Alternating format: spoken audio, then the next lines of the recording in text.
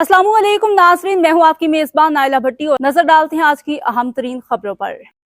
सियालकोट शहर रियाज की रिपोर्ट के मुताबिक पूरे पाकिस्तान के जिला सियालकोट में भी इलेक्शन नेशनल काउंसिल बराए होम्योपैथिक डॉक्टर्स जो कि 26 मार्च को होने जा रहे हैं के सिलसिला में गुज़श्ता रोज होम्योपैथिक अलायंस के उम्मीदवारान ने सियालकोट शहर का दौरा किया और होम्योपैथिक डॉक्टर्स से मुलाकात की और इलेक्शन के हवाले से खुसूसी गुफ्तगू करते हुए इजहार किया कि होम्योपैथिक अलायंस ही होम्योपैथिक डॉक्टर्स के मसाइल हल कर सकती है, क्योंकि होम्योपैथिक अलायंस एक संजीदा और मंजूर डॉक्टर्स के पैनल पर मुश्तमिल है।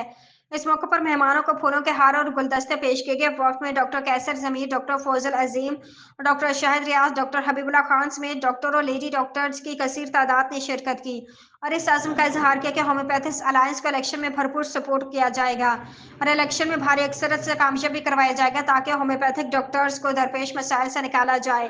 नेशनल काउंसिल बराए होम्योपैथिक के इलेक्शन के सिलसिले में होम्योपैथिक अलायंस के सियालकोट में वाक़ ग्रेनवर्ड स्ट्रीट की इंतखाबी मुहिम की झलकियाँ।